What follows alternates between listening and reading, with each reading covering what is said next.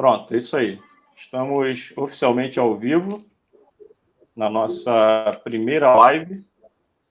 Esperar o pessoal chegar. A gente começar a interagir.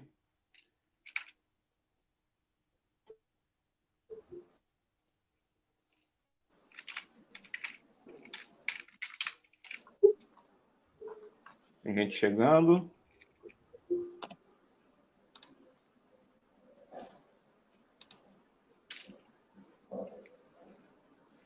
Ok, gente. Vocês que estão chegando, vocês que já chegaram, boa noite. A paz de Cristo. O Vitor acabou de sumir. Estamos aqui na nossa primeira live, nesse projeto aí, que se Deus quiser vai render bastante frutos. Deixa eu ver se eu localizo o Vitor aqui. Vamos aí.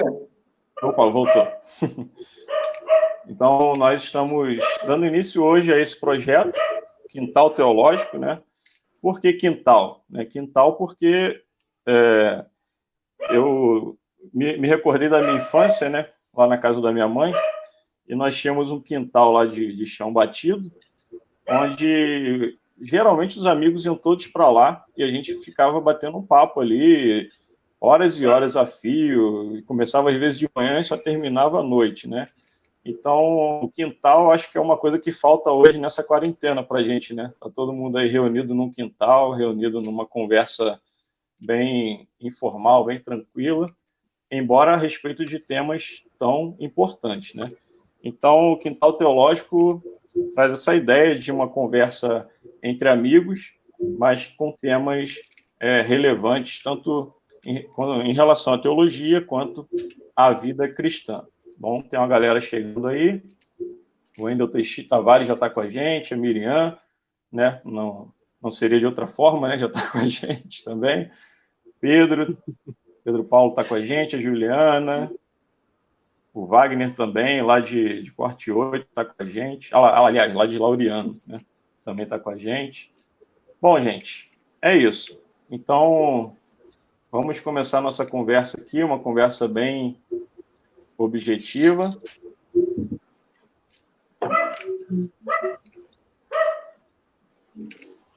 Que é sobre esse tema que vocês estão vendo aí, a importância da teologia. Bom, quando a gente escuta falar do tema teologia, né, algumas pessoas, elas tem aquele sentimento, vai começar a falar de coisas que não tem importância para a minha vida cristã. É igual quando você está na escola e aprende lá o teorema de Bhaskara, você aprende lá aquelas fórmulas matemáticas, para que eu vou usar isso na minha vida, né?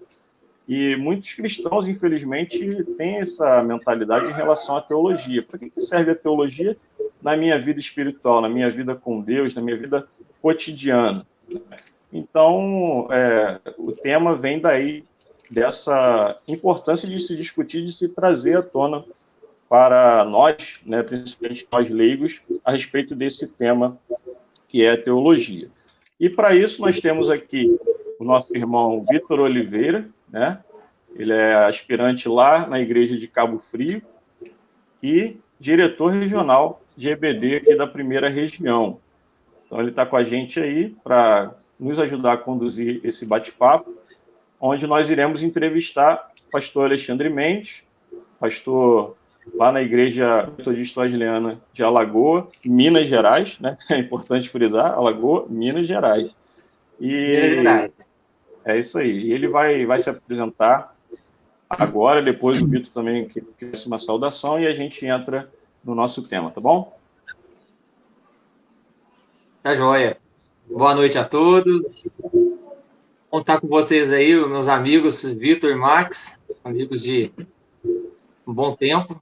E louvado seja Deus por essa atitude, essa iniciativa muito boa de aproveitarmos que estamos em nossas casas e utilizarmos aí a rede social. Era um interesse, um desejo de anos, né? Algumas conversas que já vimos fazendo há algum tempo, e Deus nos proporcionou nesse momento que estivéssemos aqui nos reunindo. Agradecemos aí também aos que estão nos ouvindo e creio que será uma noite prazerosa. Eu sou pastor aqui em Alagoas, juntamente com o meu sogro, né, o pastor Jair, que é meu SD também, e sou formado em teologia pelo Centro de Formação da nossa igreja, o Ceforte Interno de Guarulhos, e também tenho curso livre em teologia pela Faculdade Unida de Vitória, né, e formação em direito, né, eu exerço também advocacia na minha vida cotidiana, trabalho como advogado e como subprocurador no município de Alagoas. Então, vai ser muito interessante o nosso diálogo, né, e estar compartilhando com vocês as reflexões dessa noite. Amém. Seja muito bem-vindo, pastor Alexandre. Pastor Alexandre é um grande amigo. Infelizmente, a gente não tem muitas oportunidades de estar juntos, né, presencialmente, mas ele é aquele típico mineirinho, que você para com ele, aquela conversa agradável, né, aquela conversa bacana, que parece que vocês já têm uma amizade assim de anos a fio. Tem trabalhado conosco no CP, né, nos últimos anos, é um autor muito competente. Tenho o privilégio de ter revisado alguns textos dele para nossas revistas de EBD, e é um prazer tê-lo aqui. Vitor, fala aí com a galera. Certamente a maioria já te conhece, mas se apresenta aí, vamos às formalidades. A paz do Senhor, pessoal. Para mim também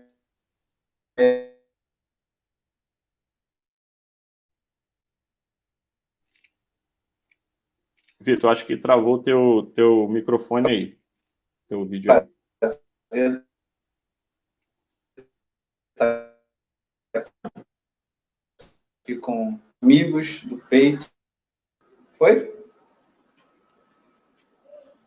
Retornamos agora? Voltou, agora retornamos. Certo. Pode falar. São Parou naquela parte assim, boa noite, pessoal. Pai do Senhor, pessoal. É um prazer muito grande estar aí com vocês também, participando desse projeto, Quintal Teológico. E é tão quintal que tem até um cachorro no fundo latindo. Então, vai ser um bate-papo entre amigos. Nós temos a oportunidade de trabalhar em alguns projetos do Centro de Publicações da nossa igreja. Com certeza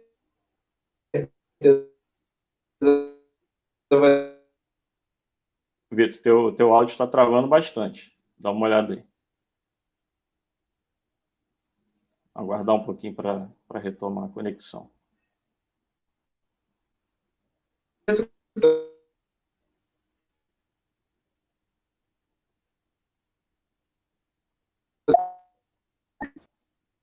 Bom, a gente vai aguardar então aqui o Vitor retomar a conexão. E aí, assim que retomar, ele volta aqui para o papo. Deixa eu ver aqui se ele voltou. Aí, Vitor, pode retomar. Então, agora sim. Sem mais delongas, é um prazer estar aí com vocês e espero que esse papo ele possa edificar a vida dos nossos irmãos. E eu tenho certeza que assim será. Amém? Amém. Bom, então vamos à primeira pergunta, né? O pessoal está aqui para isso, né? Vamos aos finalmente. Vamos lá. Pastor Alexandre, então, falando sobre teologia, vamos começar do começo, né? O Sócrates ele falava assim, que o princípio da sabedoria é a definição dos termos, né? Então, o que é teologia? Que palavrão é esse aí? De uma maneira, vamos dizer, simplificada, né, a teologia ela seria o estudo de Deus, o estudo acerca das coisas de Deus, né? Ela pode ser dividida, né, pela palavra theo, né, o theos, que significa Deus, e logia, ou logia, proveniente de logos, né, que seria o estudo, o conhecimento, ou a conversa acerca de alguma coisa, né? Nós temos aí a biologia, que seria o estudo da vida, né? Nós temos a teologia, que seria, então, o estudo acerca de Deus, ou a respeito das coisas em que Deus está presente, Deus está atuando, né? Então, basicamente, seria um estudo acerca da pessoa de Deus, né? Originalmente, a palavra não era usada apenas se referindo ao Deus em que nós acreditamos ser um Deus único, né? Um só Deus. Ele era usado na Grécia, né? No livro do professor Ralph Smith, ele vai dizer que essa palavra ela era usada para se dizer a respeito dos deuses da Grécia antiga, mas que a igreja aplicou esse termo, né, para o estudo acerca do Deus pregado pela cultura judaica, né, que é o Deus que nós acreditamos, é o Deus verdadeiro e um único Deus. Basicamente seria isso. Amém, amém. E qual que é a abrangência da teologia? A gente falou da questão da teologia ser o estudo a respeito de Deus, né? E aí já assusta a gente, né? Porque, bom, eu, ser humano finito, né? Estudar a respeito de Deus, talvez para algumas pessoas isso soe um pouco arrogante ou até impossível, né? De ser feito. Como é que a gente pode superar esse primeiro obstáculo aí que já se coloca para nós? Ou seja, eu posso realmente, há essa possibilidade de estudar a respeito de Deus, da onde vem a revelação para isso, a autoridade para isso? De fato, né, o Max, nós pararmos e pensarmos, nós estamos aí passando esses dias tão complexos com a questão da Covid-19, é um tanto quanto difícil para o homem achar a chave para a cura de um vírus, né? O tratamento de um vírus, que é uma coisa mínima. Então, se é complexo detectar uma medicação para um vírus tão pequeno, imagine para a mente humana tentar decifrar um Deus que nós cremos ser o Deus criador de todas as coisas. Então, seria um grande impasse, né? Praticamente poderíamos dizer um paradoxo, né? A criatura tentando desvendar o Criador, mas não é assim, porque a Bíblia ela está aí para nós e Deus ele se revelou, né? Ele se revelou na Bíblia Sagrada, mais especificamente na pessoa de Jesus Cristo, revela, né, o caráter de Deus, né, a pessoa de Deus e o propósito desse Deus. Então, nós podemos conhecer a Deus através da revelação, que já está revelado, e a teologia, ela vai, vamos dizer, pegar o texto sagrado, né, e trabalhar em cima do texto sagrado, para que nós tenhamos uma fé sólida, né, não possamos dar margem a diversas interpretações, né, aleatórias, e cada um interpreta da sua maneira. Então, ela é abrangente, a teologia, nesse sentido, né, nós temos vários campos a ser estudado dentro da teologia, nós não estudamos apenas Deus, mas dentro do campo da teologia, nós estudamos a igreja, que é tratada da eclesiologia, estudamos o pecado, o homem, né, na doutrina da antropologia, a doutrina da salvação, dos fins dos tempos, que tem sido tão falado hoje, né? A escatologia. Então, dentro da teologia, ela é muito ampla, né? Nós não estudamos só a pessoa de Deus, mas todo o propósito de Deus, o trabalhar de Deus através da igreja, do homem, né? E principalmente na revelação de seu Filho, Jesus. Amém. Vitor, quer comentar alguma coisa? É interessante a gente pensar um pouco sobre teologia, ainda mais nos dias de hoje, né? Que parece que a maioria das pessoas elas vão se distanciando de Deus e das coisas de Deus.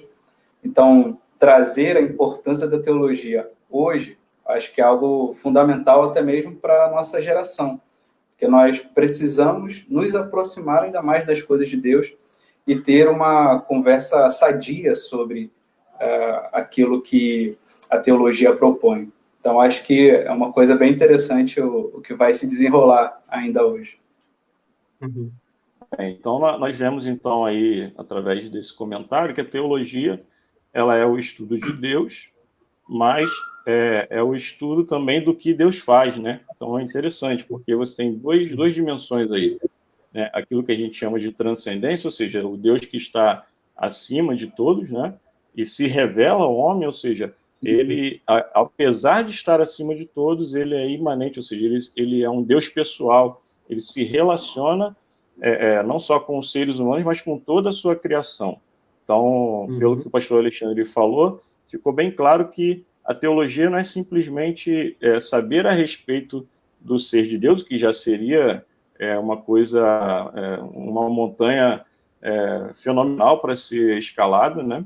Mas também da relação de Deus com a sua criação, né? Então, vamos ver a questão que ele falou da eclesiologia, a relação, a relação da igreja com Deus, ou de Deus com a igreja, por que a igreja existe, qual a natureza e a essência da igreja, e assim com outras doutrinas, por exemplo, a escatologia também foi citada, ou seja, a relação de Deus com a história, como Deus ele vai interagindo, agindo, na verdade, né, na história humana. Então, a teologia, ela realmente é um campo muito abrangente. Agora, quando a gente fala Max, de teologia... Oi, pode falar. Me permita, só breve. E quando a gente fala de teologia, nós citamos aqui, por exemplo, né, alguns campos daquilo que a gente chama de teologia sistemática, né, que seria a dogmática, né, mas nós temos aí a teologia quando se fala, né, do próprio texto do Antigo Testamento, onde o pesquisador ele vai estudar os aspectos culturais, linguísticos, sociais daquela época, né, a teologia do Novo Testamento é quando nós abordamos os assuntos principais, né, sem aquelas divisões da teologia sistemática, né, olhando para o próprio texto sagrado, extraindo doutrinas ali do próprio texto, sem fazer aquela mescla que a teologia sistemática ela costuma fazer, né? Legal. Partindo para a nossa segunda pergunta, aliás, quero aproveitar para interagir com o pessoal que está nos assistindo. Se você tiver alguma pergunta, mande para nós aqui nos comentários, tá bom? E assim que as perguntas forem chegando, nós vamos separar aqui algumas para que o pastor Alexandre também possa responder. Eu não expliquei no começo, mas vão ser 2 blocos. Em cada bloco nós temos 2 perguntas previamente preparadas, né? E vamos também tentar responder 2 perguntas de vocês. Então, manda aí nos comentários as perguntas, as dúvidas que vocês têm a respeito desse tema, né? Vamos tentar focar e ser específicos nessa questão da importância da teologia, as dúvidas que você tem a respeito do estudo da teologia.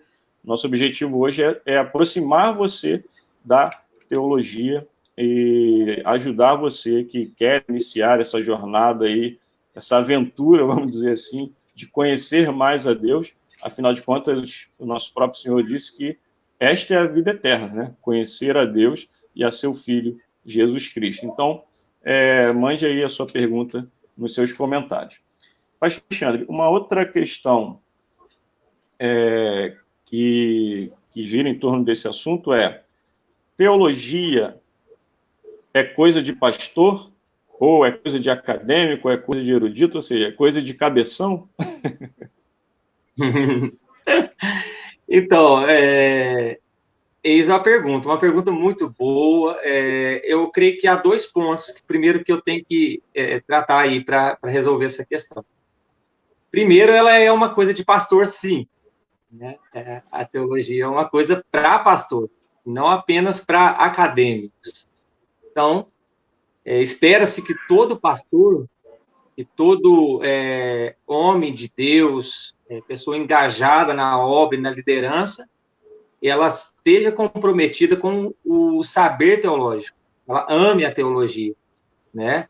É difícil, eu tenho dificuldade de entender um pastor que não ame teologia, sendo ela o estudo acerca de Deus e das coisas de Deus. Então, mas enquanto academia, né, o estudo, gera aquela sensação, e eu passei muito por isso. Quando eu fui para o seminário, eu tinha 2 anos de conversão. Eu recebi um chamado de Deus, né, eu senti um chamado, e veio aquela sensação, será que se eu for estudar muito, eu não vou me esfriar na fé? E gerou aquela sensação. Será que o estudo ele não vai me tornar muito passional a ponto de eu deixar de crer em algumas coisas? E não foi assim comigo, né? Eu tenho uma biblioteca relativamente boa aqui em casa, amo livros. Eu fui para o seminário estudar teologia e continuo estudando até hoje, né? Já tem aí 10 anos que eu me formei e eu posso dizer que teologia, em primeiro lugar, é coisa para pastor. Todo pastor que se preze em manter-se atualizado, em manter-se equilibrado na fé, ele vai ser um teólogo, ele vai procurar estudar a teologia.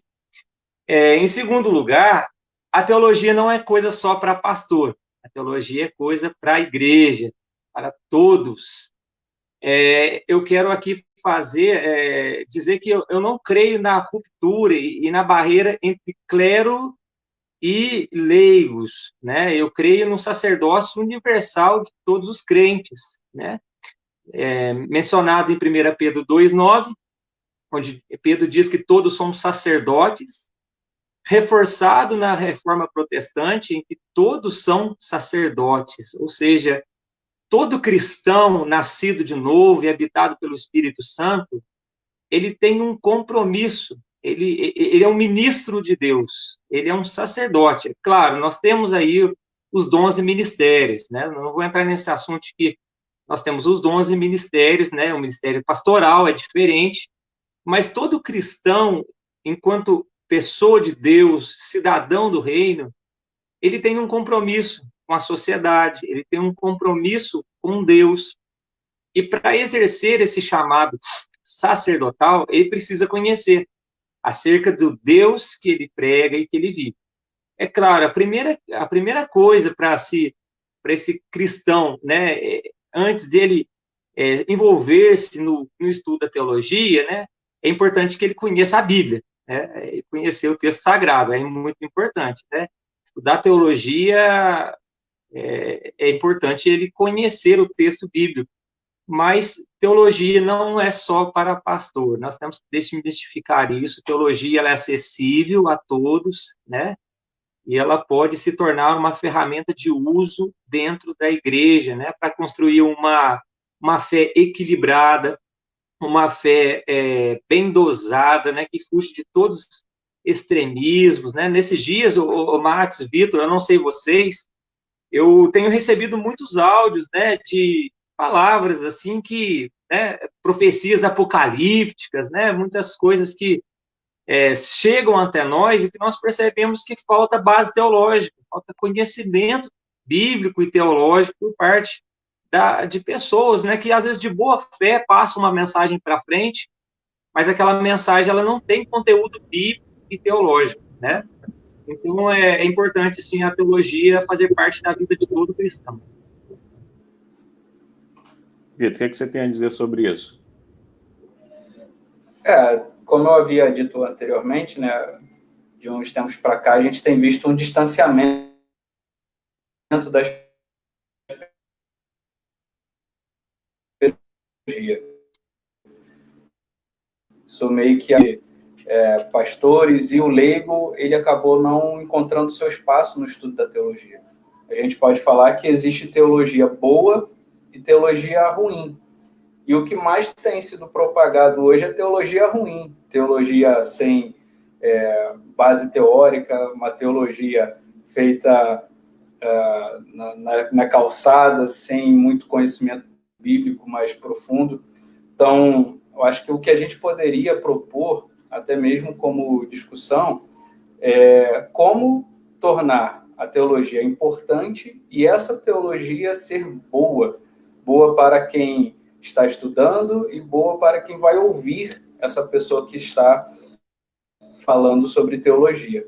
Então, nisso que o pastor Alexandre falou, eu acho que a gente poderia também entrar por esse caminho, né? né? Como construir uma teologia que seja boa, né? Acho que a gente pode trabalhar nesse sentido também. Muito bom. Quando houve aquela controvérsia lá no século IV, né, onde um homem chamado Ário começou a acender uma fogueira, um fogo ali, dizendo que houve um tempo em que o Filho não existia, né? Ou seja, Jesus realmente não era eterno, ou seja, ele era uma criatura, o primeiro ser criado, porém era uma criatura. E aquele debate ali tomou conta da sociedade. É claro, a gente tem que entender que era uma sociedade já encaminhando para ser uma sociedade cristianizada.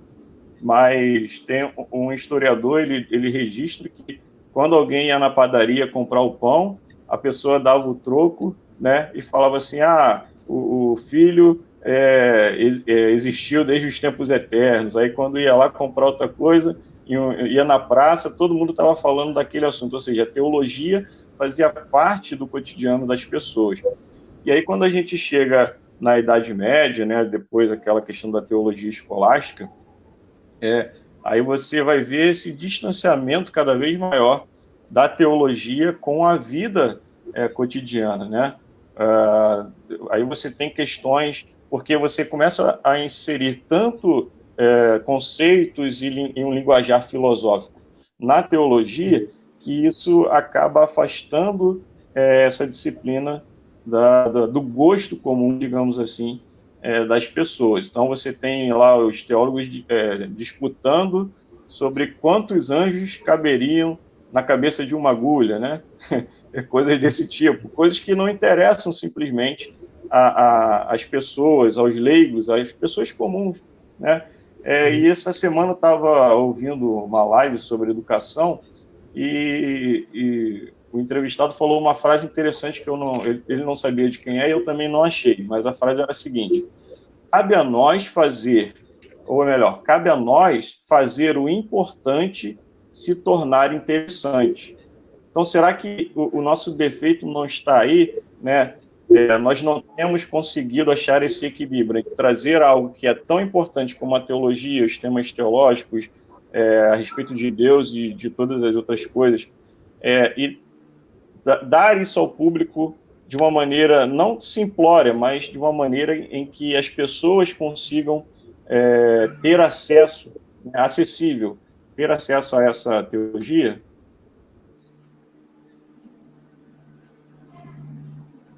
Também, com certeza. Infelizmente, o Max, eu estava lendo hoje em um livro do pastor doutor Alistair McGriff, no prefácio, ele menciona que em Oxford, ou seja, lá na Inglaterra, uma das melhores universidades, e a gente tem conhecimento, os estudantes eles têm desinteresse pela teologia. Por quê? Às vezes são tantos termos teóricos e palavras que são técnicas, mas que hoje elas não têm uma conexão com a nossa realidade. Então, vai gerar um distanciamento linguístico, né? Por exemplo, nós temos um termo teórico, teológico, né, que é a união hipostática. Se você chega e fala na igreja união hipostática, os irmãos vão pensar, que negócio que é esse? É de comer? É um bicho? Né? É um lugar?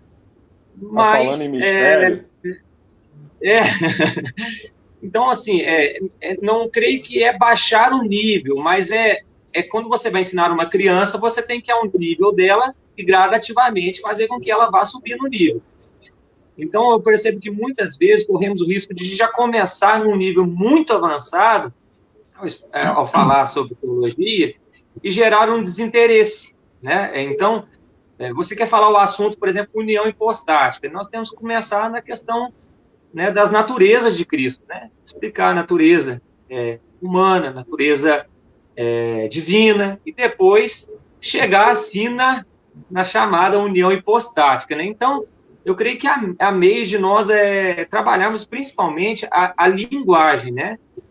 facilitar a linguagem. Hoje nós percebemos, por exemplo, nos medicamentos, nas bulas, né, que era algo que vinha com uma linguagem muito arcaica, né, e ninguém praticamente tinha interesse de ler uma bula. Modo de usar, vinha lá posologia. Uma pessoa simples, uma pessoa leiga, ela não vai saber. Na área jurídica, por exemplo, hoje há uma tendência de usar cada vez menos os latinismos, né? Havia muitas expressões latinas, textos difíceis de ler, muito rebuscado, muito complexo, sabe?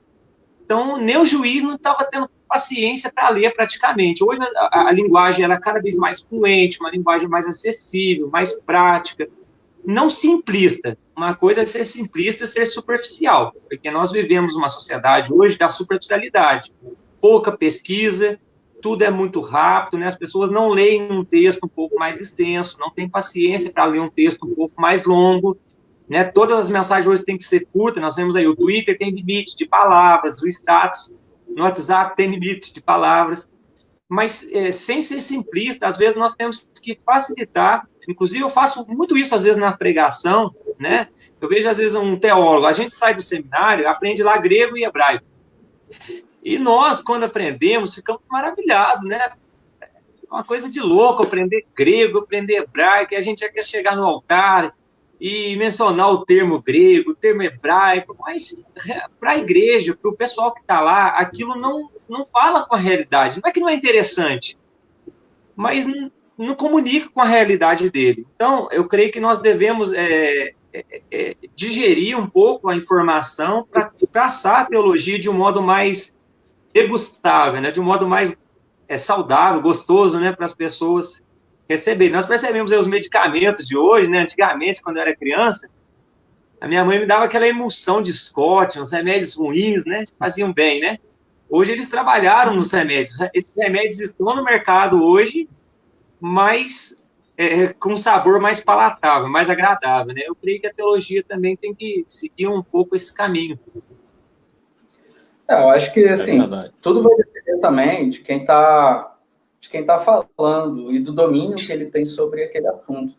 Porque quanto menos você sabe, mais difícil você vai falar, exatamente para tentar transparecer uma certa erudição.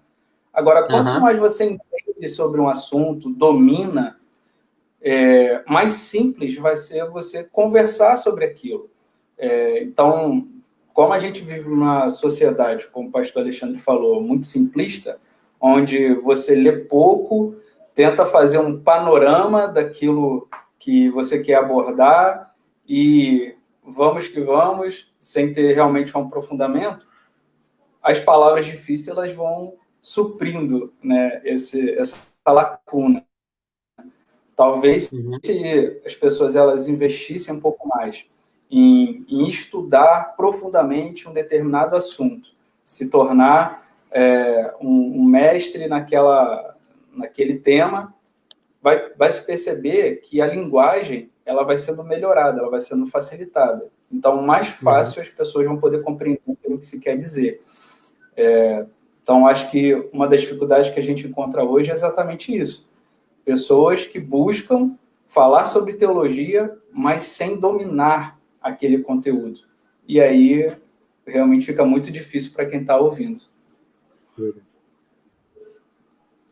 É verdade. Acho que o Vitor tocou num ponto aí cirúrgico, né, nevrálgico. Né? Às vezes nós queremos transparecer uma erudição sem tê-la de fato, né? E para isso a gente bota aquele vocabulário rebuscado, quando na verdade, como às vezes a Bíblia fala, a gente não sabe nem do que está falando na profundidade, né? Isso é verdade.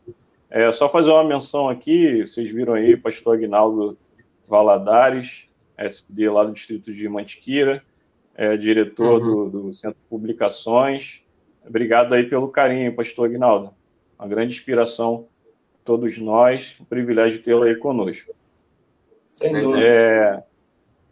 Então vamos às rodadas de pergunta do público, né? Agora o negócio vai ficar quente.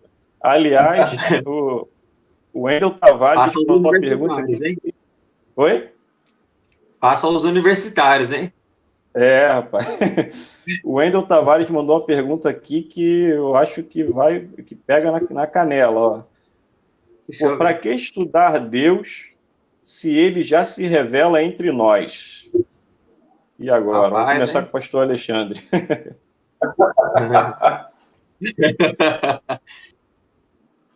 Deus se revela entre nós, não ficou claro a forma de revelação que ele usou aí, né? Seria sensorial, através de uma experiência, ou seria através da Bíblia, né? A gente já tem que começar aí a distinguir essa revelação que o irmão colocou. Se nós tomamos como base a revelação a palavra de Deus, ela traz um conteúdo excelente da revelação de Deus, né? Então, mas ela depende do intérprete, né? A Bíblia, ela está aí, mas ela depende de interpretação. E dentro do estudo bíblico, nós fazemos uso de duas ciências, né? Talvez muito importantes, né? Que é a hermenêutica e a exegese, né? Para entender o sentido, né? Buscar o sentido mais próximo do desejado no texto, né? Então, se Deus se revela, sim, revela, Deus já revelou. Mas nós, como seres humanos, temos que buscar entender essa revelação, e a teologia é a ferramenta para entender a revelação de Deus.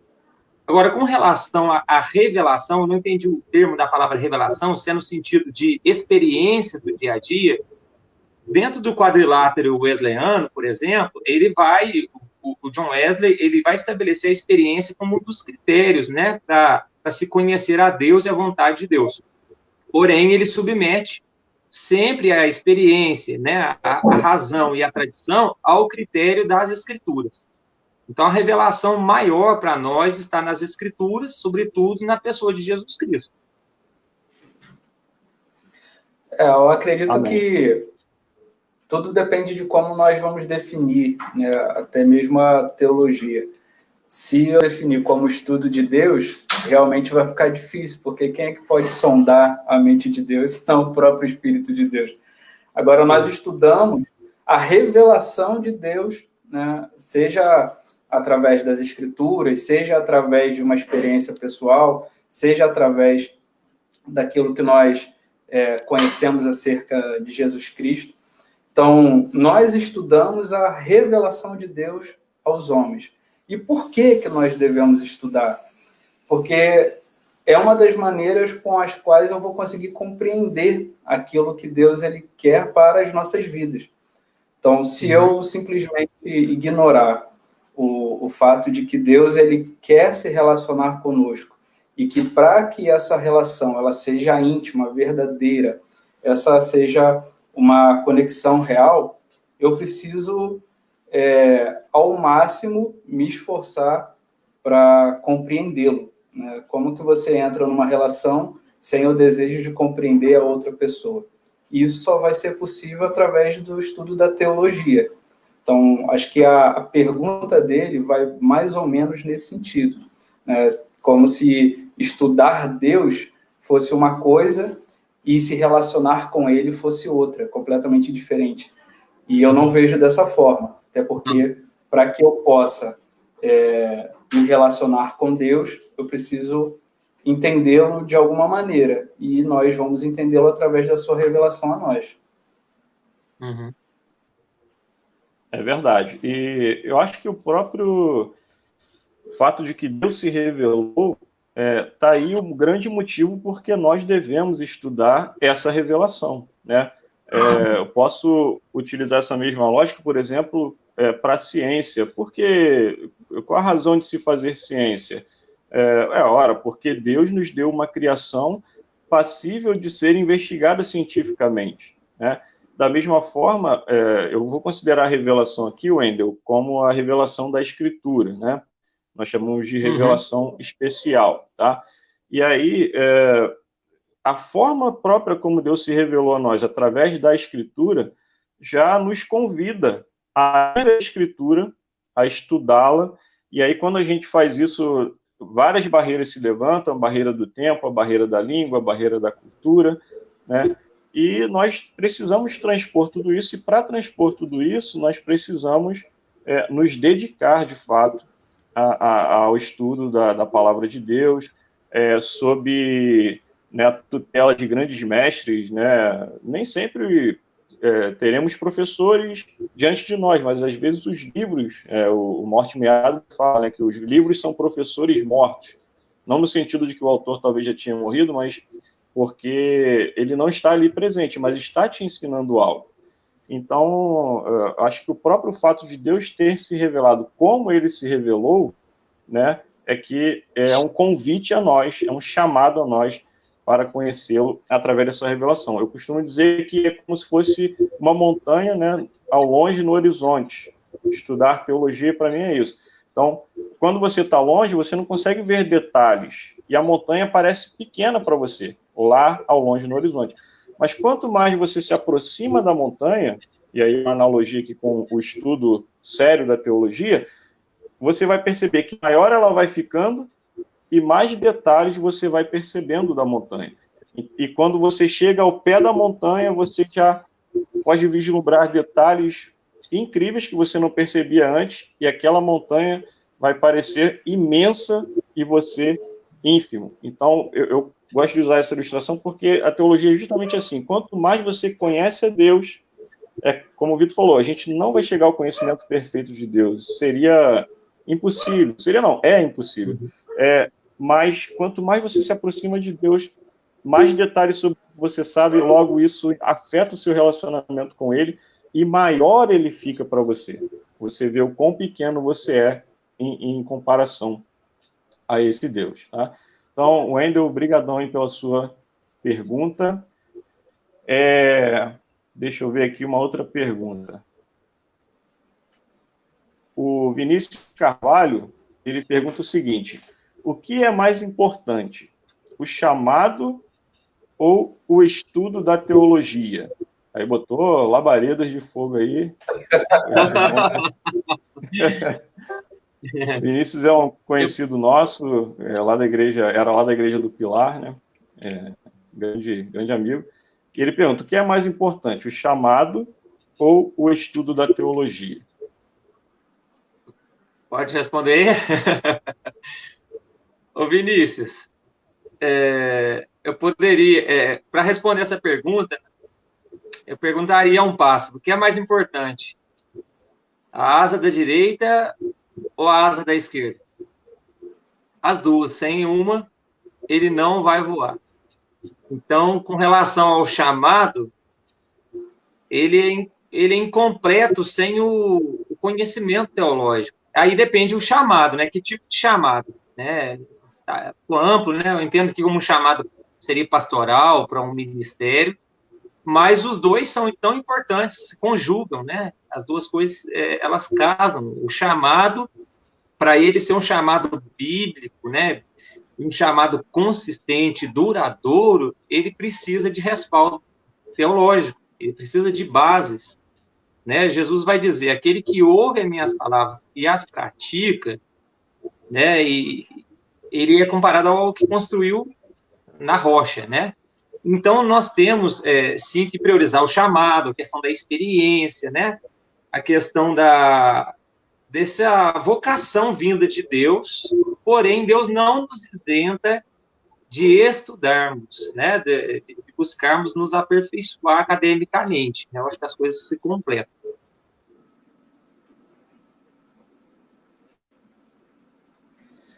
E a questão do chamado é porque uma coisa vai acabar direcionando a outra. Toda pessoa que verdadeiramente sente o ardor no coração e o chamado para o ministério, ela vai buscar entender ainda mais daquilo que ela está sentindo. Então, imagine uma pessoa que encontra sua vocação na medicina, mas ela não quer estudar anatomia humana. Vai ficar meio difícil, né? Então, uma pessoa que vê a vocação para a área do direito, mas não quer estudar a Constituição Federal. A mesma coisa, quando você tem o chamado, seja para o ministério pastoral ou qualquer outro ministério que Deus coloque em seu coração, ele vai buscar entender mais sobre aquilo e como fazer da melhor maneira possível. Então, como o pastor Aguinaldo pontuou, o chamado ele vai levar ao preparo obrigatoriamente. Então, não tem como dissociar uma coisa da outra. Ô, Vitor, e esse preparo, eu entendo que não é um preparo restrito a um período de, por exemplo, 3 anos, 4 anos, como a duração de um seminário, por exemplo. Você citou a medicina e a área do direito, por exemplo. São áreas que estão em constante atualização. Um profissional hoje que ele se forma na área do direito, ele não se atualiza, ele fica para trás. É um estudo dinâmico. Eu entendo também que aquele que tem um chamado, ele vive num dinamismo. Se ele não continua se reciclando, se atualizando, se informando, né, e aprofundando seus conhecimentos, corre o risco dele ficar ao longo do tempo retrógrado.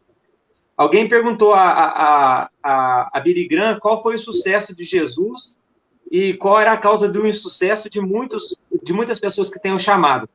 E Billy Graham, ele falou o seguinte, olha, Jesus se preparou 30 anos para pregar 3. E nós, muitas vezes, preparamos 3 para pregar 30. Então, eu creio que o chamado, como disse o pastor Aguinaldo, ele vai levar ao preparo, e não preparo apenas que o seminário vai dar, e que é muito útil, nossa, ajuda demais, é uma porta de entrada, mas ele deve ser algo progressivo, contínuo. Amém. Bom, esse foi o nosso bloco 1, rapaz, rendeu bastante, hein? Eu vou passar aqui para o Vitor assumir agora a parte 2 da nossa conversa, e a gente tem mais perguntas aí para fazer. Vai lá, Vitor, contigo. Pastor Alexandre, existe alguma contradição entre o estudo da teologia e uma vida espiritual plena? Essa é uma dúvida que muitas pessoas têm, e eu já ouvi isso centenas de vezes, né? Que estudar vai esfriar a sua fé, e que você não pode ficar muito tempo ali em cima dos livros, senão você esquece de Deus. E, por experiência, eu acho que não é bem assim. Mas qual é a sua opinião com relação a isso? Então, Vitor, eu tive muitos referenciais positivos quando eu comecei a estudar teologia. Eu acho que isso é muito importante quando nós temos pessoas que nos servem de exemplo. Quando eu fui para o seminário, o CEPORT interno, no caso, eu era muito raso de conhecimento bíblico, né? Não que eu seja hoje, tenho um conhecimento muito profundo, mas mais do que na época.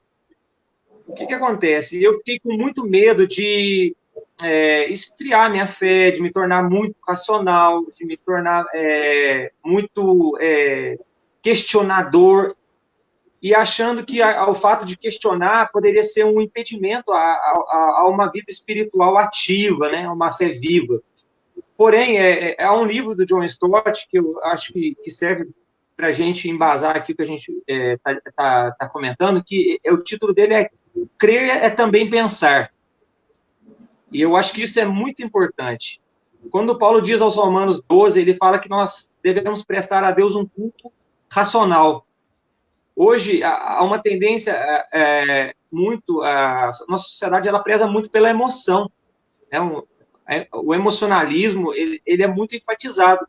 E aí dá a impressão de que o estudo, o uso da razão, ele é algo frio, ele é algo que é teórico, ele pode dar a entender que não é um ato de fé, né? Não é um ato de adoração também. Eu entendo que adorar a Deus é mais do que louvar, é mais do que cantar. Estudar teologia é um ato de adoração. Certa vez eu ouvi o seguinte, quando voltei do seminário, né, e já como aspirante, uma pessoa chegou em mim e falou assim, olha, você prega com teologia, mas tal pessoa prega com unção, o irmão tal prega com unção. E aí me levou ao seguinte questionamento, existe, então, unção que não tem base teológica? É possível uma unção que vem de Deus, mas que não está embasada em parâmetros teológicos? Então, eu louvo a Deus, eu agradeço muito a Deus, porque ao invés de um estudo teológico me afastar de Deus, me afastar de uma vida devocional, e eu tenho posso dizer que me aproximou. A minha vida espiritual, né, eu ganhei muito a partir disso. Eu tive muitos bons referenciais, o que eu disse lá no seminário, pessoas que estudavam, né? Porque estudar teologia, você vai estudar outros saberes junto, né? Quando você estuda teologia, você está estudando um pouco de história, filosofia, sociologia, são saberes que eles estão a todo momento se comunicando, né? Falando entre si. Então, estudar a teologia, ao invés de me afastar de Deus, me tornar mais frio, orar menos, me fez muito mais crente, muito mais, né, próximo de Deus. Então, eu não vejo como um dualismo entre teologia de um lado e a vida espiritual do outro. Para mim, estudar teologia é um ato de adoração, é um ato espiritual também. É claro, você disse no começo, há as boas teologias, né, e teologias também que não são tão boas. Claro, sim, mas nós temos que ter filtro, né? Quando nós andamos com Deus, nós vamos tendo filtro também, nós sabemos filtrar. E o apóstolo Paulo mesmo disse, olha, examine tudo, né? E retenha o que é bom. Então, acho que, na minha experiência prática, só tem a ganhar. Quem estuda teologia só tem a ganhar. Tem uma frase antiga que diz que a verdadeira teologia, ela te coloca de joelhos, né? Então, quanto mais você tem um saber teológico coerente, bíblico, maior vai ser a paixão, o amor que você sente por Deus. Verdade. Então, fazer essa distinção é algo que não faz sentido para quem estuda teologia de verdade, para quem entende o grande amor de Deus por nós e se entrega a Ele. Não tem como. Então, você pensar numa vida de estudo a teologia e ser diferente de uma vida piedosa é praticamente impossível, né? Óbvio que estou falando de uma teologia boa, uma teologia correta, uma teologia coerente. Essa sempre vai nos colocar de joelho, não tem para onde correr. Max, você gostaria de fazer algum comentário? Não, é isso mesmo. O Vitor falou aí da questão da teologia diante de Deus, né? E havia realmente essa concepção de teologia antigamente que tem se perdido. Hoje, o pastor Alexandre falou da questão da sociologia, da questão da psicologia, né? Outras disciplinas que dialogam com a teologia, que são importantes, mas que, infelizmente, muitas vezes hoje em alguns seminários ou em algumas faculdades, né, que dizem ofertar o curso de teologia, mas, na verdade, estão ofertando um curso de ciência da religião. E o R.C. Sproul, né, no livro Somos Todos Teólogos, que é justamente uma introdução à teologia para pessoas ainda não iniciadas nesse estudo, né, e ele faz essa diferença quando vai definir. Fala, olha, estudos da religião são estudos baseados em conhecimento humano, enquanto que a teologia, aí usando o qualificador que o Vitor utilizou, né, a boa teologia, ela lida com o sobrenatural, ou seja, a revelação de Deus ao homem, sem a qual, né, diga-se de passagem, jamais conheceríamos a Deus. Então, eu costumo brincar às vezes, quando eu estou dando aula, né, que às vezes eu pego a Bíblia assim, né, e acaricio ela, abraço ela, falo, Senhor, muito obrigado, porque o Senhor se revelou na tua palavra, porque de outra forma eu não te conheceria, né? Então, cuide da sua Bíblia, cuide dela com carinho, porque enquanto palavra de Deus, ela é a revelação do Deus eterno e transcendente a nós, seres humanos finitos. Olha só, que perspectiva maravilhosa. Então, a boa teologia, como o pastor Hernandes Dias Lopes fala, né, é como uma lenha que alimenta o fogo da nossa espiritualidade. Aí, para usar uma linguagem mais pentecostal, né, certamente nosso público, a maioria de pentecostais, então o que ele costuma falar também, né? Luz na mente e fogo no coração é o que todo pregador precisa ter. Verdade. Inclusive, Marcos, você falou da da Bíblia aí, normalmente eu uso aqui meu espaço onde eu estou aqui na minha biblioteca para meus momentos devocionais, né? E em um dos dias eu deparei com um momento de oração em que eu olhei para os livros e tinha uma Bíblia do lado daquele tanto de livro, né? E eu fiquei pensando, né? Deus se revelou na Bíblia Sagrada, olha quanta coisa escrita a respeito desse Deus revelado na Bíblia. E então, eu acho que é importante nutrir também, é bom dizer isso, porque eu percebo que muitas pessoas depois, elas deixam de ter aquela leitura devocional do texto sagrado, né? Eu acho que isso é muito importante dentro de um viés prático, né? Ter a sua vida de leitura devocional e deixar que Deus também fale ao seu coração através do texto sagrado, né? Há pessoas que depois elas parece que isolam a Bíblia, deixam a Bíblia meio que de lado e não nutrem essa leitura cotidiana do texto bíblico, né? Em detrimento de um saber mais elevado, né? Então, é algo que tem feito parte da minha vida, né? E Jesus, ele vai nos orientar e vai nos encaminhar, assim, ao estudo mais aprofundado, quando ele diz, examinar as Escrituras, né? Exame não é mera leitura. Exame é algo minucioso, é algo que leva tempo, é algo que exige critérios, e alguns desses critérios a própria teologia vai nos fornecer. Amém. O senhor chegou a mencionar, pastor Alexandre, que existem alguns ramos para a teologia. Tem a teologia sistemática, que vai dividir em temas, tem a teologia bíblica, que vai analisar historicidade, vai analisar livro por livro, teologia filosófica, teologia histórica, tem muitos tipos de teologia. E talvez as pessoas elas tenham uma grande dúvida, qual dessas elas devem seguir? O que é necessário para alguém que quer estudar teologia sistemática, o que seria necessário para quem quer estudar teologia bíblica, o que ele precisa saber, por onde ele deve ir, quais são os livros que ele deve ler? O senhor teria alguma dica para o pessoal? Aproveitando, pastor Alexandre, antes disso, já inserindo aí a pergunta do pastor Josimar, SD lá de Belfort Roxo também está com a gente, um grande abraço, e acho que tem a ver muito com essa pergunta do Vitor. Qual é a boa teologia que a gente está tanto falando aqui, né? Que boa teologia é essa? Onde ela se encontra? De que se alimenta? Pode prosseguir. Pode deixar para depois? Eu vou na pergunta do Vitor primeiro, pode ser? Vai lá. Com certeza. Então, claro, a gente está falando aí para pessoas que talvez não estejam cursando, né, e nem estejam matriculadas em um curso teológico. Aí dá a impressão de que a pessoa pode ficar perdida, né? Por onde eu começar? Então, quando você tem a intenção, por exemplo, de estudar mais a fundo o Antigo Testamento isoladamente, eu sugiro que, ao invés de comprar uma teologia do Antigo Testamento, né, aquele que está começando, compre uma introdução ao Antigo Testamento. Talvez seja um caminho mais didático, mais prático, para a pessoa se familiarizar com um pouco do contexto histórico, né?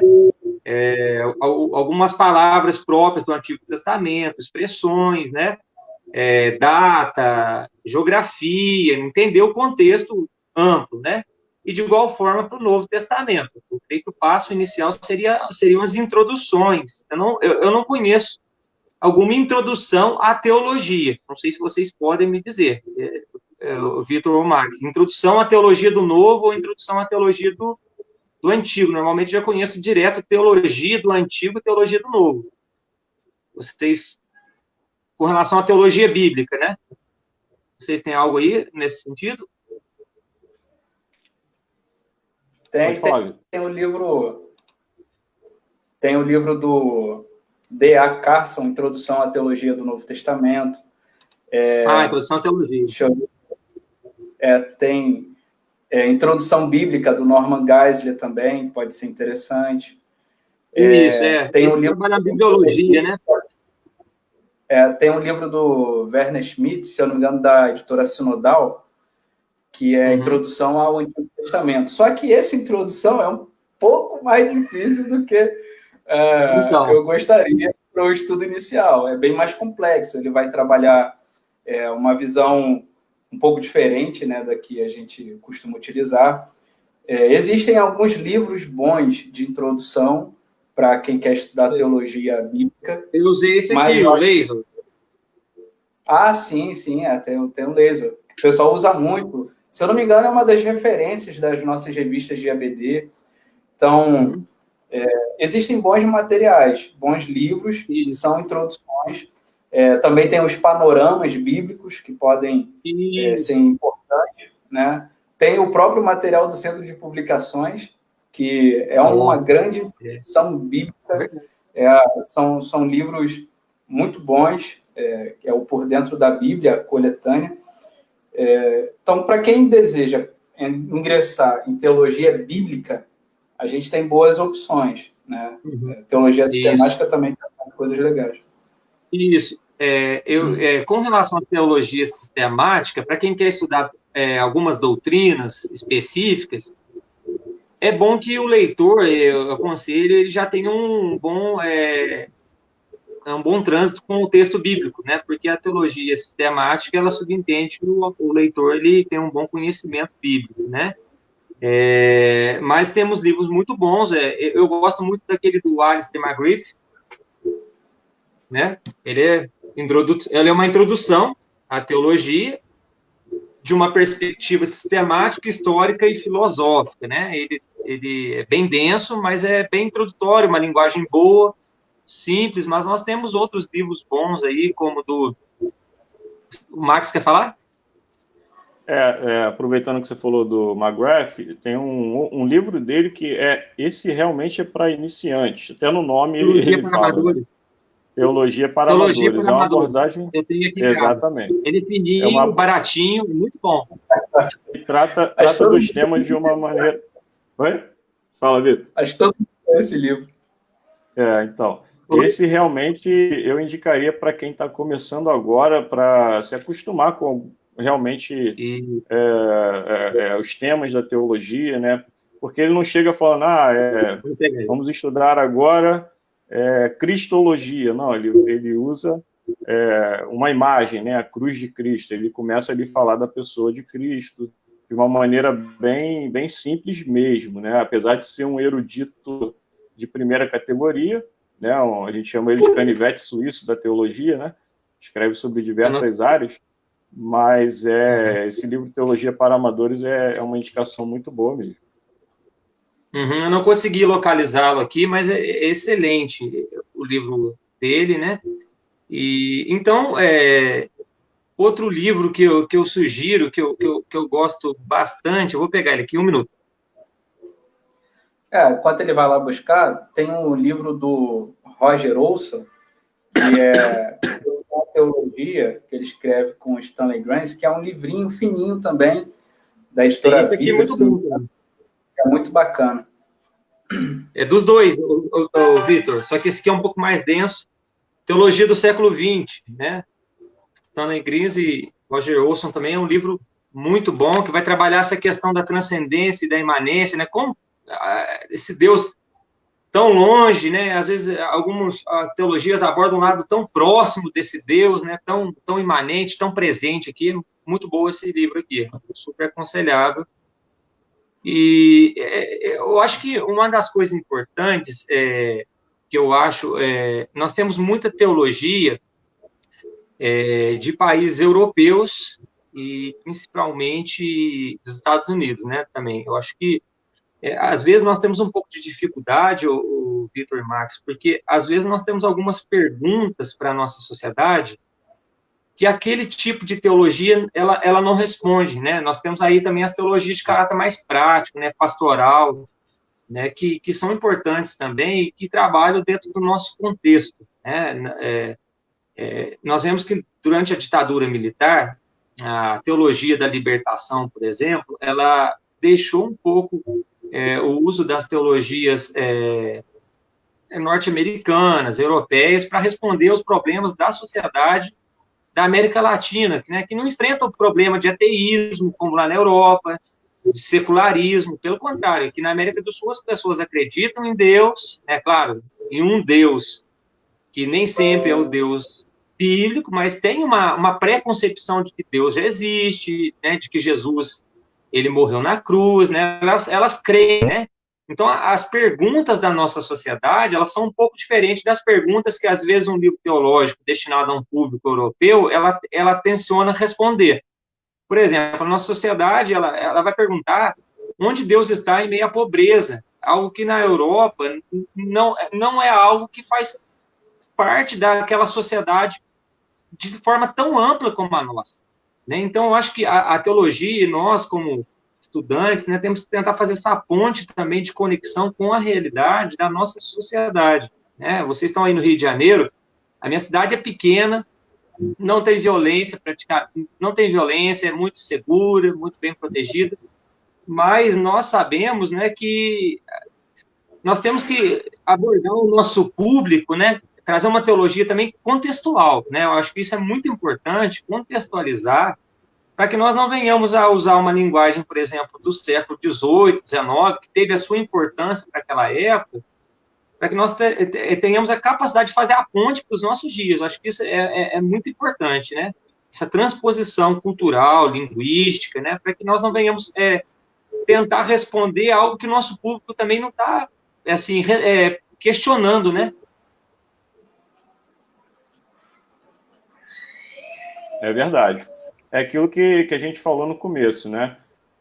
A teologia, ela precisa ser, né, de fato, dialogar com a realidade, né? Então, uma vez eu estava conversando com o Vitor, a gente estava falando sobre isso, que como a realidade, ela tempera a nossa teologia, né? Ou seja, ela parte, de fato, de um contexto. Embora a gente tenha que tomar cuidado aí, porque eu não posso fazer teologia a partir do contexto. A teologia, Isso, né? aí respondendo ao pastor Josimar, né? O que é a boa teologia? A boa teologia é aquela que emerge da Bíblia, que é a revelação de Deus, né? E aí a gente não pode, nesse caminho aí, correr o risco de, ao invés de recorrer à Bíblia, nós extrairmos a teologia da realidade que nos cerca, ao invés de, com a Escritura e a boa teologia, dar respostas bíblicas a essa realidade. Isso, né? isso. É o que se vê, por exemplo, com a teologia da libertação e algumas questões dentro da teologia da missão integral também, é que elas, a partir da realidade, interpretam a Bíblia e aí fazem a teologia. Então, há essa dissonância no caminho. Faz o ponto de partida é o contrário, né? Exatamente. Através da Bíblia, eu vou dar a resposta com a boa teologia para a realidade em que eu estou inserido. Eu acho que essa é a relação mais saudável entre as três coisas. A gente poderia dizer que a Bíblia são os óculos com que nós enxergamos o mundo. Né? Então, daí vai emergir uma boa teologia. E eu acrescentaria nisso um coração temente a Deus. A gente nunca vai ter uma teologia boa, e eu falo do ponto de vista pessoal, se não formos tementes ao Senhor, se o nosso coração não estiver completamente entregue a Ele, seremos apenas pessoas com ideias teológicas, mas que não conseguem transformar aquilo em algo prático. E eu entendo teologia como algo prático, mesmo utilizando algumas terminologias bem rebuscadas, ainda assim a teologia é algo prático, algo que você coloca no seu dia a dia, algo que você utiliza como fonte de comunicação com outras pessoas. Eu enxergo teologia dessa maneira. Por mais que eu me aprofunde em alguns temas, eu vou sempre trazer a teologia mais perto do coração, e isso eu vou chamar de teologia boa. É uma teologia que alcança o meu coração e faz com que eu alcance o coração de outras pessoas também. Rapidinho, gente, o pessoal está pedindo aqui para poder colocar as referências bibliográficas, né, lá nos comentários. Então, depois vocês me passem essas referências, que aí eu coloco no comentário lá para o pessoal ter acesso, tá bom? Max, a minha imagem parou aqui, tá normal para vocês? Tá, para mim tá normal. Estou te vendo e te ouvindo perfeitamente. Perfeito. Okay. Então, agora a gente vai para mais uma perguntinha. Pode falar. Beleza, manda aí. Não, é que eu ia falar a questão da... Você falou da teologia estar próxima do coração, né? Eu acho que é muito aquilo que o conceito de ortopraxia, né? Alguns livros têm essa expressão, ele resume, né? Que não basta apenas ter uma ortodoxia correta, né? Um pensar doutrinário correto. O pensar deve nos levar à prática correta, né? A vivenciarmos mesmo, né? Que Cristo ele ensinou, mas Cristo também ele tocava nas pessoas, ele agia, né? Ele não foi um teórico apenas. Cristo viveu, sentiu, né? Sentiu a dor do próximo. Então, a teologia boa, ela sempre vai ser aquela que nos leva à prática, e não apenas a um pensamento frio, né? Isolado dentro de um quarto, de um seminário, mas ele vai nos levar sempre a agir, né, em prol do próximo e dos valores do reino de Deus. Então, eu acho que pode falar, Max. É o que o pessoal chama daquele teólogo que ele vive recluso no castelo de Marfim, né? Onde ele não tem contato com a realidade e, por isso, a sua teologia não diz nada às pessoas, né? Uhum. Agora a gente vai para mais uma perguntinha do pessoal que está acompanhando a nossa live. Max, poderia selecionar, por favor, a pergunta da Vanessa Oliveira? Ela pergunta o seguinte, pastor Alexandre: o que o senhor acha da teologia da prosperidade? Meu Deus!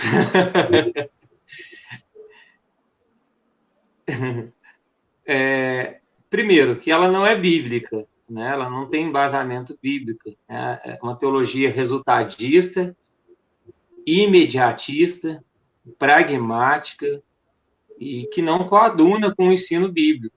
Então, acho que já resume o que eu penso a respeito disso. É aquele negócio de você saber como utilizar a teologia. Se a teologia da prosperidade ela fosse, se ela enfatizasse uma prosperidade espiritual, eu estaria plenamente satisfeito. Mas como ela enfatiza questões terrenas, que o próprio Cristo falou que nós não deveríamos nos preocupar com elas, porque o nosso Pai de bom grado nos daria aquilo que é essencial para a nossa subsistência, então ela acaba perdendo um lugar dentro da espiritualidade que a gente prega. Agora, se fosse uma teologia da prosperidade espiritual, né, ou seja, uma teologia em que busca que nós cresçamos cada dia mais em conhecimento e graça, e eu entenderia ela como uma teologia perfeita, o que não é, obviamente, o caso. As pessoas que utilizam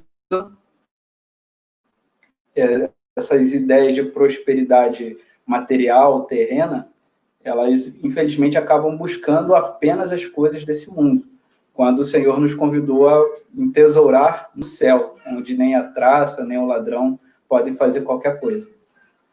Gostaria de falar alguma coisa, Max? Sim. Retornamos aí, pastor Alexandre. Agora eu mudei de lugar aqui com você. Não, só acrescentando que realmente a teologia da prosperidade é um exemplo de teologia ruim, né? Porque ela começa com pressupostos já ruins, ou seja, de que você, ser humano, né, por conta própria, por si só, consegue alcançar algo da parte de Deus. Esse pressuposto ele já é antibíblico por natureza. Embora a prosperidade em si não seja algo ruim, né? Eu sei que o que a Vanessa perguntou, e tem o Átila também, ele faz uma pergunta da mesma natureza, né? Sobre a questão da prosperidade. Eles estão falando dessa teologia malfadada, né? De sucesso a todo custo, e onde a sua vida espiritual ela é medida, a qualidade da sua vida espiritual é medida pelas suas posses, né? Por aquilo que você tem. Essa teologia deve ser abolida, deve ser rejeitada, né, para que nós possamos abraçar uma teologia onde a graça de Deus impere, né, a graça de Deus reine e a glória seja remetida a Ele. Entretanto, como eu estava dizendo, a prosperidade não é algo ruim, né, desde que bem entendida e entendida biblicamente.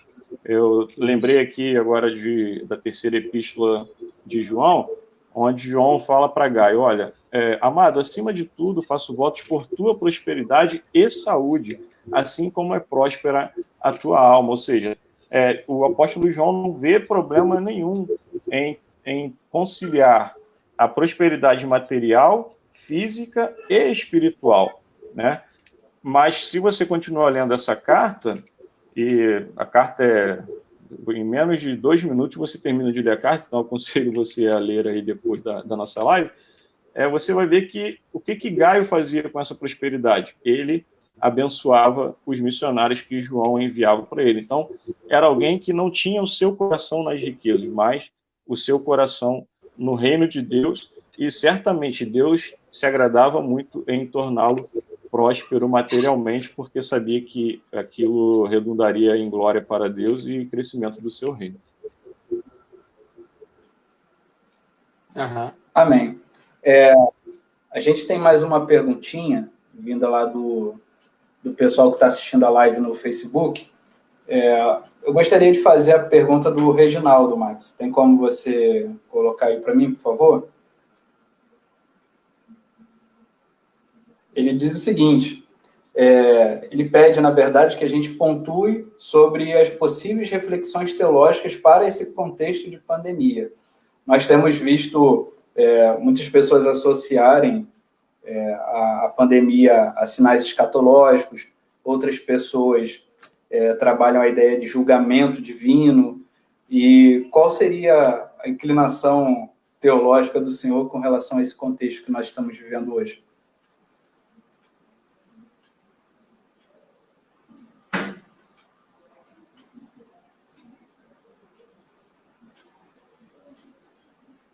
Ô, Vitor, eu não te ouvi.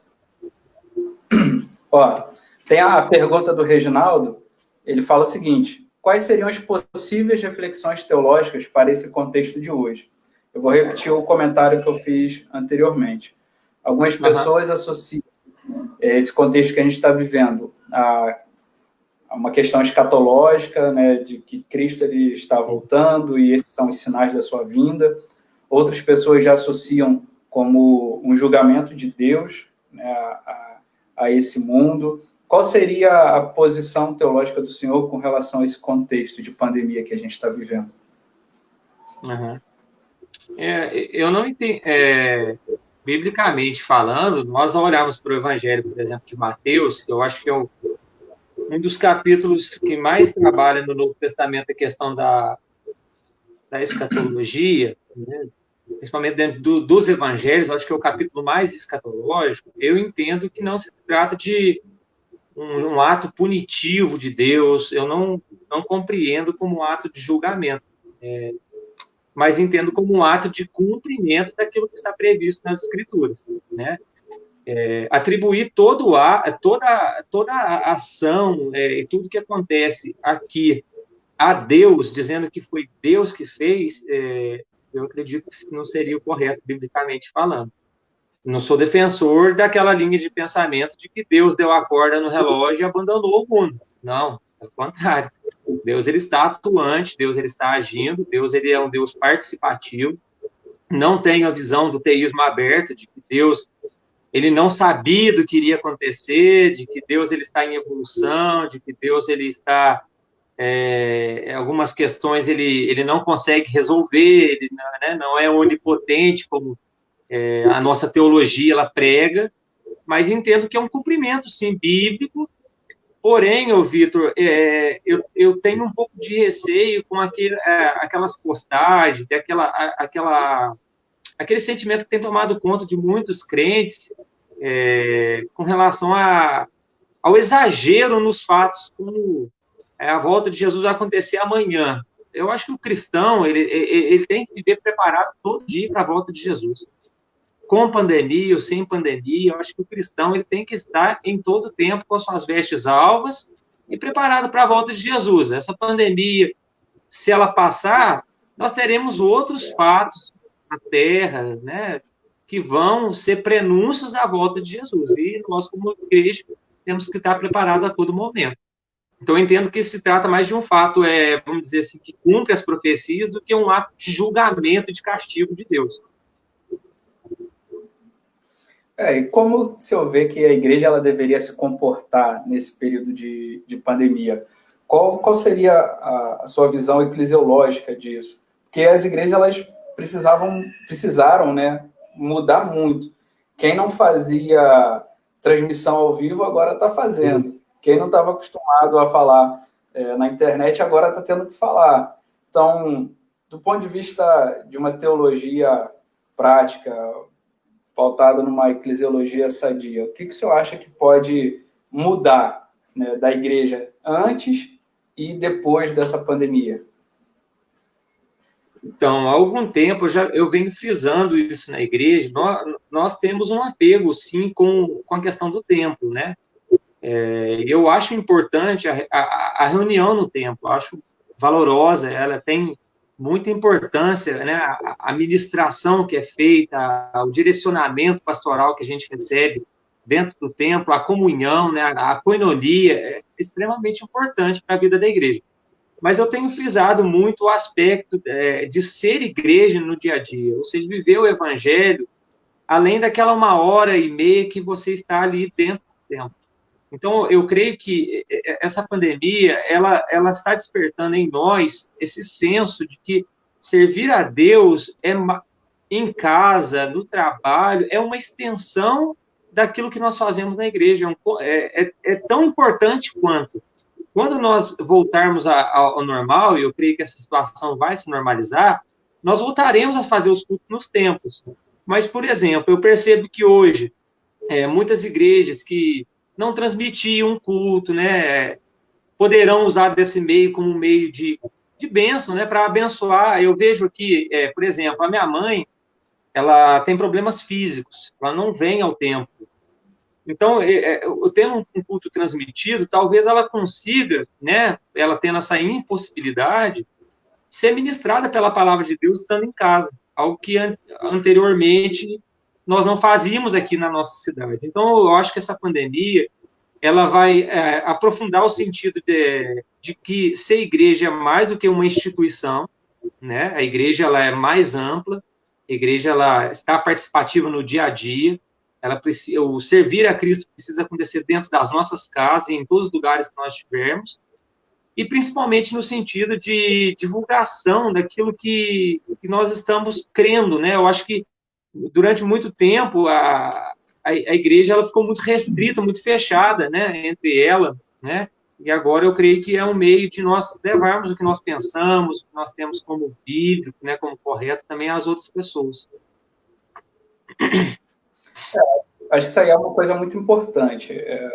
Eu, por exemplo, tenho assistido a pregação de muitos pastores, amigos meus, que eu nunca tive a oportunidade, e estou podendo conhecer um pouco do que eles pensam, de como eles enxergam a igreja, como eles enxergam teologia. Isso, pelo menos para mim, é algo muito bacana, né? E a pandemia proporcionou isso, eu poder conhecer aquilo que está sendo pregado em outras igrejas, e eu acho que isso pode ser uma coisa muito proveitosa, até mesmo porque muitas pessoas não têm a menor ideia do que acontece dentro de uma igreja. Essa é uma porta que Deus abriu para nós, para que o evangelho seja pregado no Facebook, no YouTube, em todos os lugares, e que pessoas que nunca entraram no templo tenham oportunidade de ouvir a palavra de Deus. Então, se formos sábios suficiente para levar essa mensagem com qualidade, creio que muitas pessoas vão ter o seu coração tocado pelo Espírito Santo, e pessoas que talvez nunca fossem dentro de uma igreja. Então, acho que é uma excelente oportunidade que nós temos também. Max, quer falar alguma coisa? O pastor John Piper, né, acredito que muitos conhecem, ele escreveu um livro chamado Coronavírus e Cristo. E aqui ele destaca algumas coisas que, no entender dele, Deus está fazendo. E o interessante aqui é que ele entende o seguinte: olha, Deus fazendo ou permitindo algo, ele tem múltiplos propósitos, né? Então ele diz: olha, Deus está despertando a sua igreja para a segunda vinda, Deus está despertando a sua igreja para realizar boas obras. Nós temos visto muitas igrejas se empenhando no auxílio àqueles que têm sido afetados economicamente por essa crise. Ele fala, até reconhece que Deus pode sim, através disso, estar julgando pessoas ou culturas específicas. Pode ser uma das aplicações ou uma das coisas que Deus está fazendo através desse vírus. Mas realmente, para mim, a maior reflexão que esse vírus trouxe foi justamente sobre a natureza e a essência da igreja. Quem nós somos realmente? Será que o pastor Alexandre tocou num ponto importante, né? Eu só sou crente no domingo, no templo, e como fica a minha vida na segunda-feira, no meu trabalho, na faculdade? Como fica a minha vida quando eu cruzo a porta de casa para dentro, com a minha família? Então, essa reflexão, eu sou igreja 100% do tempo, em 100% dos lugares onde eu estiver. Eu acho que isso que Cristo quis dizer quando ele falou que meu Pai busca adoradores que me adorem em espírito e em verdade, ou seja, independente do local onde eles estejam, eles são pautados pela verdade da minha palavra e vivem essa verdade independente de estar ou não num lugar de culto, né? Então, acho que essa é a maior reflexão que esse vírus tem trazido, pelo menos no meu caso, sobre a essência e a natureza da igreja. Amém. Max, agora eu retorno para você, fazer aí as suas considerações. Já estamos chegando ao final, né, dessa live. Eu sei que o pessoal vai querer mais um pouquinho. Eu estou com vontade de falar mais coisa também, só que não sei se o nosso tempo vai dar. Talvez a gente faça aí uma segunda edição. Quem sabe, se o pastor Alexandre topar. Opa, eu tenho uma pergunta boa aqui do Douglas Amaral. Vai ter que ficar para outro dia. Vou deixar para outro dia, porque essa eu não pesquisei a resposta, hein? Sabe, você não sabe a resposta dessa, não? Se quiser respondê-lo, pode ficar à vontade. Tem fundamento bíblico para o culto online. Rapaz, o Douglas Amaral é um amigo aqui da região do sul de Minas, da cidade de Maipendi, né? É um estudante de teologia. Eu acho que o Vitor conheceu o Douglas? Conheci o pastor Douglas. O Douglas é gente boa, um amigão que nós temos aqui, está me provocando aqui, se eu bem conheço ele. Mas, assim, eu entendo que o culto, ele tem duas esferas.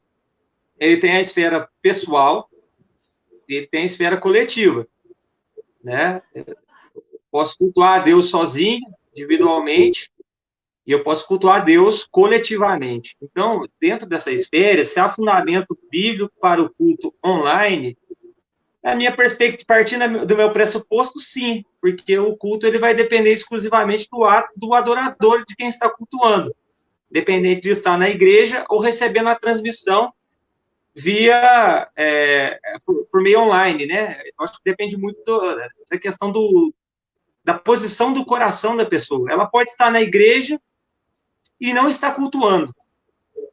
E ela pode estar em casa e, no mesmo momento, estar cultuando. É claro, eu não estou abrindo mão, eu quero deixar bem claro que eu faço questão do culto acontecer na igreja. Não estou, em nenhum momento, defendendo que fechemos, então, as igrejas e vamos todo mundo ouvir transmissões agora, né, online. Não. A vida na comunidade, o estar juntos, né, o participar do dia a dia também é uma forma de cultuar a Deus. O culto, ele é muito mais amplo do que um simples tempo, 1h30, ou um momento de louvor. O culto é uma vida, né? Então, é possível, sim, eu acredito, cultuar a Deus aí através do online, né? A distância, né? E até porque nós estamos nessa situação não por uma questão de conveniência, mas por uma questão de força maior. Então, eu acho que se fosse uma questão de conveniência, de preguiça, né, da nossa parte, de relaxamento, talvez tudo bem, né? Mas é uma situação provisória, né, que nós estamos vivendo. E assim, eu sempre fui um crítico muito grande, né, dessa questão. Até que um dia, há alguns anos atrás, eu presenciei algo que fez com que eu mudasse de ideia. Eu estava na casa da minha avó, ela com problema de saúde, não poderia sair da cama, não tinha como ir à igreja, e através de uma transmissão, ela ali intercedendo, orando, cultuando ao Senhor. E eu sei que se não houvesse aquilo, talvez ela não estivesse com o coração daquela maneira. Então, tem a sua importância, né? Tem o seu lugar. E hoje, né, isso tem sido aplicado, creio eu, de uma maneira muito benéfica. Talvez daqui a pouco comecem a surgir coisas assim que a gente acha bem ruins. Mas, pelo que eu tenho visto, que eu tenho assistido, o pessoal tem se empenhado bastante em produzir um conteúdo de qualidade, canções que ministrem ao coração das pessoas, palavras de ânimo, de fortalecimento, de encorajamento. Assim, eu tenho sido edificado, né, através dos cultos online. Sei que é uma questão momentânea, mas que, da mesma maneira que o pastor Alexandre, também gosto muito do culto presencial, de poder abraçar os irmãos, né, conversar, rir, mas entendo o momento também que a gente está vivendo. O culto online, ele está sendo uma alternativa que a igreja encontrou para continuar ministrando ao coração das pessoas. Amém. Só queria acrescentar que, assim, infelizmente, muitas pessoas trocaram o banco da igreja pelo sofá da sala e nisso não surtiu efeito nenhum, não fez diferença nenhuma para elas. Porque quando elas estavam no culto, no banco da igreja, elas simplesmente assistiam ao culto, elas não cultuavam de fato. E hoje elas continuam fazendo o que elas já faziam antes. Entretanto, aqueles que realmente querem cultuar a Deus, querem prestar um culto a Deus, entendem que eles estão fazendo, né? Como eu disse, né? Não importa se o culto é presencial ou online. Na verdade, sim. Pessoalmente, eu não vejo base bíblica para culto online. Você pode transmitir um culto online, ok, né? E essa tecnologia tem sido um alento nesses dias. Agora, fazer um culto online, isso eu já não consigo entender como algo possível. O que eu quero dizer com isso? É que simplesmente as pessoas que estão fazendo essa transmissão podem estar cultuando a Deus, mas eu estou numa postura aqui passiva, sentado no meu sofá, olhando para a tela de uma televisão, e não estou, de fato, cultuando a Deus. Além disso, há alguns elementos que Cristo, né, ordenou que fossem inseridos na vida cristã, que são impossíveis de se fazer online, né? Por exemplo, a ceia e o batismo. Nós não somos uma igreja sacramentalista, né, ou sacramental. As igrejas sacramentais acho que têm sentido mais esse impacto, né, porque tem essa questão da ceia, do batismo e até de outros sacramentos como algo muito presente na vida deles. E nós fazemos o batismo com alguma regularidade e a ceia também com uma regularidade pré-determinada. Mas não somos igrejas sacramentais. Para nós são rituais, por assim dizer, simbólicos, né? Mas impossível de fazer online, né? Então, eu não creio que seja possível fazer culto online, mas sim, é possível que você esteja cultuando na sua casa ao assistir a transmissão de um culto através da internet. Eu colocaria nesses termos aí, mas de fato tem sido bênção para nós, e repito o que eu falei no começo, infelizmente algumas pessoas trocaram o banco da igreja pelo sofá da sala e não sentiram diferença nenhuma.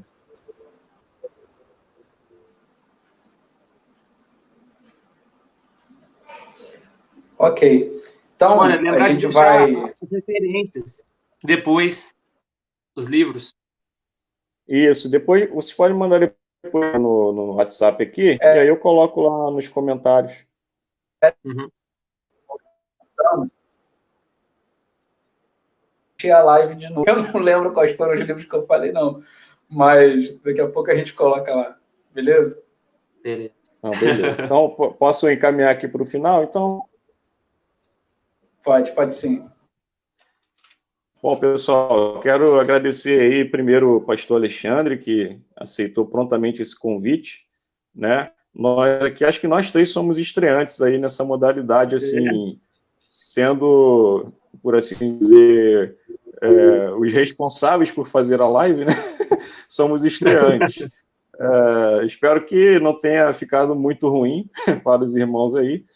E agradecer também ao Vitor, né, pela presença, pelos comentários.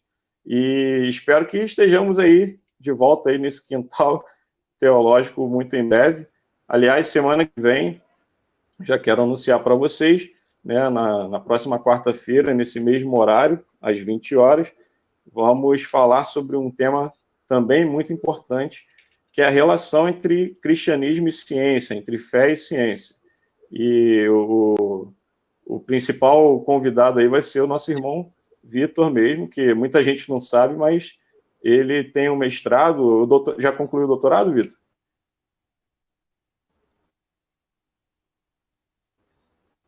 Concluí. Já concluiu o doutorado, doutor em física médica. Tem gente que não sabe, tem gente que só conhece a parte teológica do Vitor, né? Mas ele tem dupla personalidade. Mas então ele vai estar com a gente aqui. Já convido desde já o pastor Alexandre também para nos ajudar. E aí nós dois vamos apertar o Vitor aí com algumas perguntas. Vamos fazer a pergunta, né? Eu já convido, então, todos de vocês a estarem conosco. Agradeço mais uma vez aí a paciência, a participação de vocês. E espero que... Oi, pode falar. Agradecer o pessoal de Alagoa aí. Tem bastante gente aqui da cidade, sabe, assistindo a live aí. O pessoal foi bem participativo aqui. O pessoal da igreja, ou pessoas que nem não são da igreja aqui, da nossa igreja, mas estão participando aqui com a gente da live também. Amém. Eu vi aqui, pessoal, comentando aqui, pastor Alexandre, meu pastor. Fala, pastor Alexandre. Amém. Eu quero ver quando voltar o culto, hein? É isso aí. Aí, pastor não tem jeito, né? Tem que dar uma chamada no povo. Mas hoje a live teve um sotaque mineiro aí. Obrigado aí pela presença dos irmãos e convido os irmãos de Alagoa aí a estar conosco na próxima live. Vou convidar para o próximo dia, hein? Amém. Vitor, quer fazer considerações finais? Só agradecer, né, o convite que você me fez. Eu glorifico a Deus por ter colocado esse projeto no seu coração, onde muitas pessoas elas vão poder ouvir um pouco mais sobre teologia, conhecer algumas personalidades, algumas celebridades da nossa igreja, como o pastor Alexandre Mendes, que é um grande escritor da nossa literatura, um grande amigo. Fico muito feliz de poder participar com vocês. Semana que vem estamos juntos falando sobre o cristianismo e a ciência, a relação entre fé e ciência, somente nos dias de hoje, onde o jovem ele entra na universidade e tem a sua fé confrontada o tempo inteiro. Então, é difícil você encontrar uma pessoa que nunca tenha assistido aquele filme Deus Não Está Morto. A gente vai falar um pouquinho sobre esse grande dilema, né, que o jovem cristão, ou todo aquele que se propõe a ingressar no mundo da ciência, seja ela exata ou humana, independente de qual seja, é um desafio que ele tem e a gente vai discutir bastante sobre isso na semana que vem. Amém. Pastor Alexandre, pode suas últimas palavras hoje na live, tá? Max, muito obrigado aí pelo convite, né? Eu louvo a Deus pela amizade que temos e muito bom estar com você, o Vitor, né? São amigos que eu tenho, né? Que corrigiam meus textos, mesmo sem eu os conhecer, né? Por algum tempo se conhecer. Eu ficava perguntando quem que são esses caras que estão dando tanto palpite dos textos. Né? Mas fica criticando meu texto, rapaz. Já tem alguns anos, né, que nós estamos aí com essa amizade. Agradecer também o pessoal que ficou com a gente aí na live, creio que foi bênção na vida do pessoal, aqueles que vão assistir depois também. Deus continue abençoando a sua vida, a família de vocês aí nesses dias, tá bom? Um abração. Amém, amém. Gente, brigadão. E a gente se vê aí na próxima quarta aqui no nosso Quintal Teológico. Valeu, um abração para vocês.